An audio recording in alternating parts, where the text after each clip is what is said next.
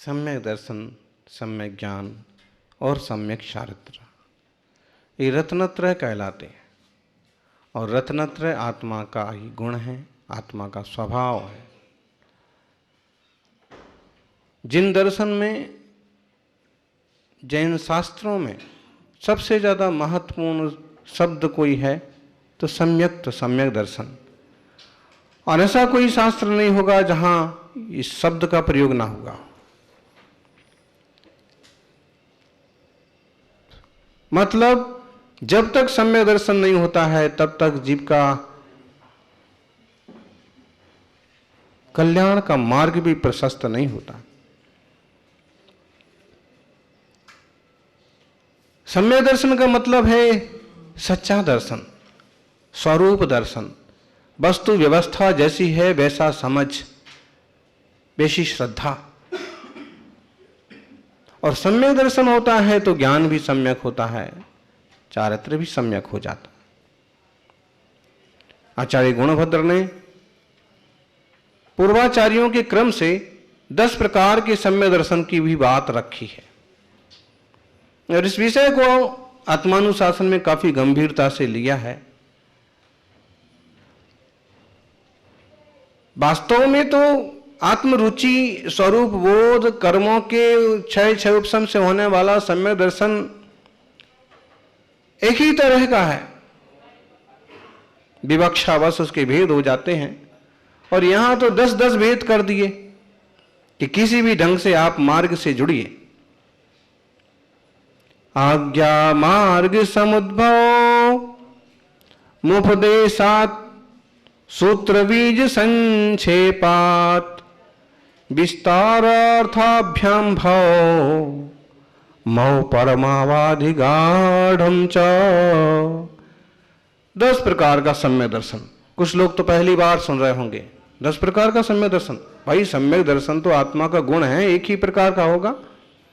विवक्षावश कारणों की अपेक्षा से उसको 10 प्रकार का बताते। कौन कौन से 10 प्रकार हो गए? आज्ञा सम्यक्त, मार्ग सम्यक्त, उपदेश सम्यक्त। इस एक श्लोक में 10 नाम आ गए हैं। आज्ञा, मार्ग, समुद्भव, उपदेशात, सूत्र सम्यक्त, बीज सम्यक्त, संक्षेप सम्यक्त, विस्तार सम्यक्त और अर्थ से उत्पन्न होने वाला सम्यक्त। फिर अवगाढ़ और परमावगाढ़ सम्यक्त। कितने हो गए? 10 भेद हो गए। 10 नाम बताने के बाद इनकी परिभाषाएं भी स्पष्ट की हैं। आज्ञा, मार्ग, समुद्भव, उपदेशात, सूत्र बीज संक्षेपात, विस्तारार्थाभ्याम भव मौ परमावादिगाढ़ं च। 10 नाम इसमें गर्भित है। स्मरण में लेना चाहिए विषय। और यह समझना चाहिए कि कोई जीव किसी भी ढंग से इस मार्ग को समझने की कोशिश करे, सम्यक की ओर अभिमुख है, सम्यक दर्शन को उपलब्ध हो सकता है, हुआ है। परिभाषाएं दी हैं। आज्ञा सम्यक्त मुक्तम यदत विरुचितम वीतरागाज्ञयैव त्यक्त ग्रंथ प्रपंचम शिवमृत पथम श्रद्धधन मोह शांते मार्ग श्रद्धान माहु पुरुष वर पुराणोपदेशोपजाता या संज्ञानागमाब्धिर प्रसृति भीरोपदेशादिरादेशि दृष्टि। इसमें 3 सम्यक दर्शन की परिभाषाएं गर्भित की एक श्लोक में।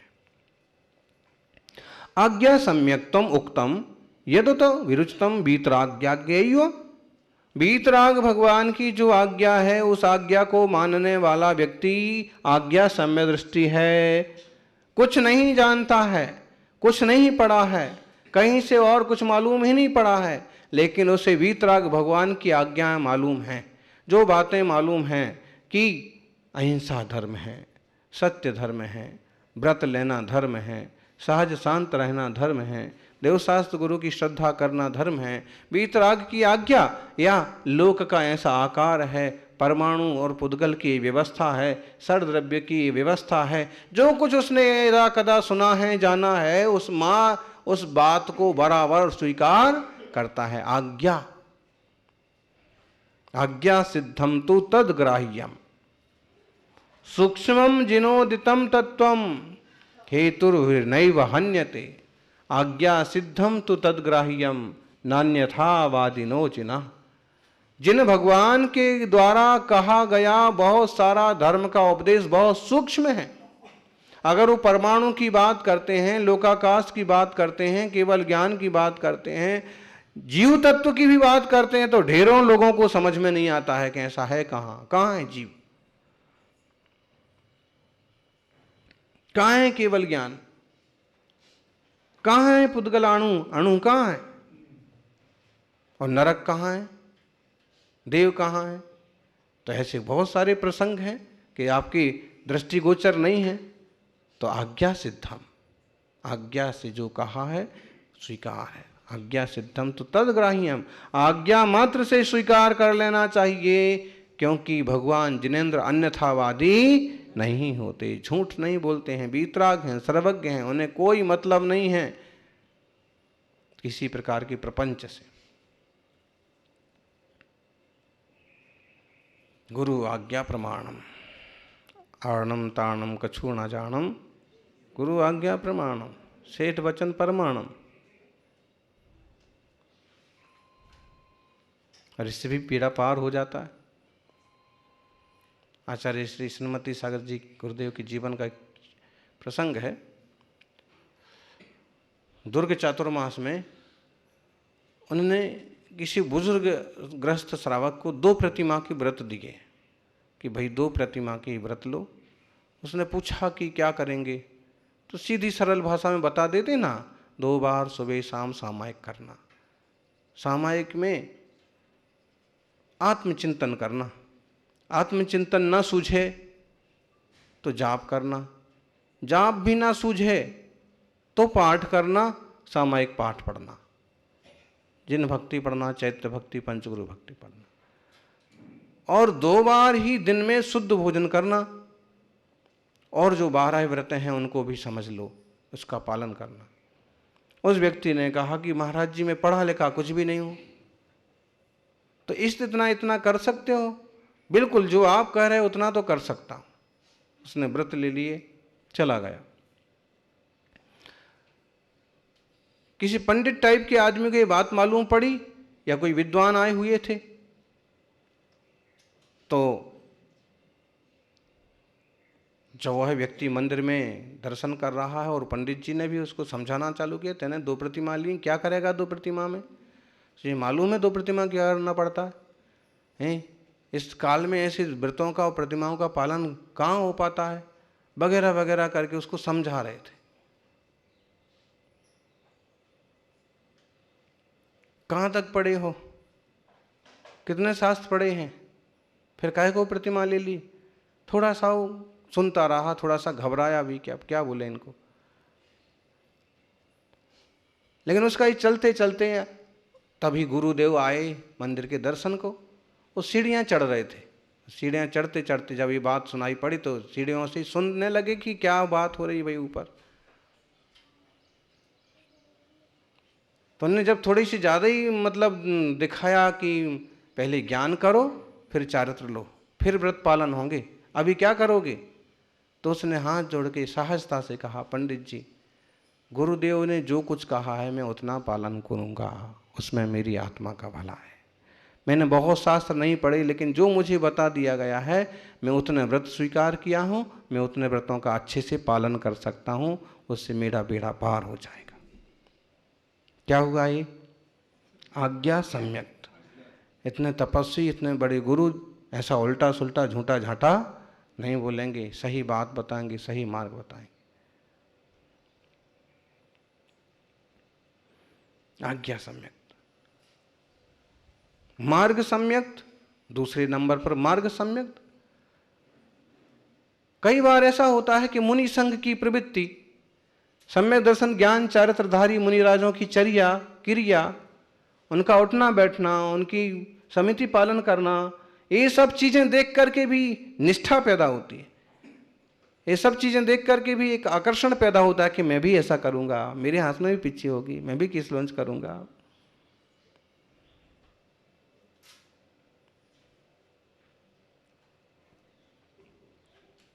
बड़े बड़े शास्त्रों को सुना तो नहीं है, लेकिन सहज रूप से कोई मिथ्यात्व अंतरंग में शांत हुआ है और बाहर मोक्ष मार्ग संबंधी क्रिया प्रक्रिया देखी है, सुनी है, समझी है, तो उसके प्रति जो सहज रुचि होती है कि अपूर्व अवसर एवो क्यारे आओ से, क्यारे थईसू बाह्य अंतर ग्रंथ जब, कब आएगा ऐसा अवसर, ऐसे हम भी होंगे। बोलो, दुपट्टा उठार के एक तरफ रख दिया कि हो गए।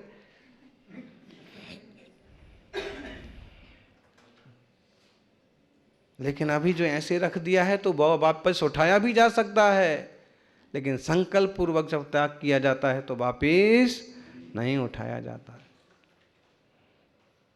इसलिए दीक्षा के समय वो फेंकने की विधि दिखाते हैं कि लो इनने ये सब फेंक दिया। त्याग दिया का मतलब यूं फेंकना, तीर्थंकर केस लॉन्च करते होंगे या आभूषण उखाते तो ऐसे फेंकते होंगे, ऐसा नहीं। वो भी थोड़ा सा बाह्यात जैसा दिखता है, लेकिन फिर भी मंचों पर आजकल थोड़ी सी विधि होती है कि दुपट्टा लिया यूं फेंक दिया। फेंकने का मतलब है त्याग है, अब इसे स्वीकार नहीं करूंगा। चाहे तो शांति से उतार के बाजू में भी डाल सकते।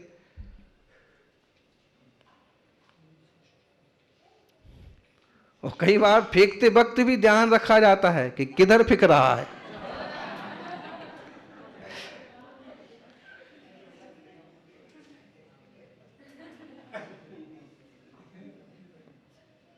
तो फिर छूटा कहां, जुड़ा ही हुआ है तार। तो सज्जनों, मार्गधारियों को देख करके, मार्ग को सुन करके, समझ करके, या फिर सहज रूप प्रवृत्ति देख करके जो रुचि होती है, जो श्रद्धा होती है, वो कौन सा सम्यक्त है? मार्ग सम्यक्त है। ऐसे गुरुदेव को आहार करते देखा और हम भी आहार करेंगे। छोटे छोटे बच्चे करने लगते कि नहीं हैं? नंगे खड़े हो जाएंगे 1.5-2 साल के बच्चे, और हमें भी वाणी आहार करेंगे, पड़गान करो।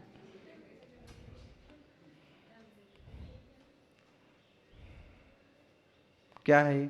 जो कि उन्हें सम्यक तो नहीं, लेकिन जो मार्ग संबंधी क्रिया है ना, वो भी आकर्षित करती है। आप मुनि हैं, क्षुल्लक हैं, आप कैसे बैठे हैं, कैसे बोल रहे हैं, कैसी बात कर रहे हैं, कैसी चर्या कर रहे हैं, कैसे आहार कर रहे हैं। जरा सी बात हुई उठ करके भागे, जरा सा कुछ हुआ और चिल्लाने लगे, तो उसमें क्या होता है? जमता नहीं है। और इस शालीन प्रवृत्ति देखते हैं तो आकर्षण बनता है, हम भी ऐसे बनेंगे, हम भी ऐसे बैठेंगे, हम भी पेड़ के नीचे बैठेंगे, हम भी ध्यान करेंगे। तो अभी उसने अंतरंग तत्व को गहराई से नहीं समझा है, लेकिन अंतरंग से दर्शन या मोह संबंधी गलना चालू हुई है, और उसका निर्मलता कुछ बड़ी है, विशुद्धि बड़ी है। ये कौन सा सम्यक्त कहला रहा है? मार्ग सम्यक्त। त्यक्त ग्रंथम प्रपंचम शिव अमृत पथम श्रद्धन मोह शांति। उसने बड़े ग्रंथ नहीं सुने हैं, लेकिन बाह्य अभ्यंतर परिग्रह रहित कल्याणकारी मोक्ष मार्ग की श्रद्धा हुई है। हाँ, ऐसा धन्य धन्य मुनिराज। जंगल में एकाकी विचरने वाले, साधना करने वाले, तो ऐसे मुनिवर देखे वन में, जिनके राग देश नहीं मन में। मन में, तन के प्रति राग द्वेष नहीं है, मन में राग द्वेष नहीं है। मार्ग की श्रद्धा, और मार्ग श्रद्धानम आहु, ये मार्ग श्रद्धा हो गई। पुरुष वर पुराणोपदेशोपजाता या संज्ञा नागमाब्धि प्रसृति विरुपदेशादिरादेशी दृष्टि। और उपदेश नाम का सम्यक्त कौन सा है? उपदेश मूलतः पुराण शास्त्रों के लिए कहा गया है। जो कथा कहेंगे, जो प्रसंग सुनाएंगे, महापुरुषों से जोड़ करके और तत्व की चर्चा करेंगे, महापुरुषों के जीवन से जोड़ करके रत्नत्रय की चर्चा करेंगे, महाव्रतों की चर्चा करेंगे, अथवा कदाचित उनके भौतिक जीवन की चर्चा करके फिर परमार्थ की चर्चा करेंगे, तो ये क्या हुआ? उपदेश। प्रथमान योगम अर्थाख्यानम,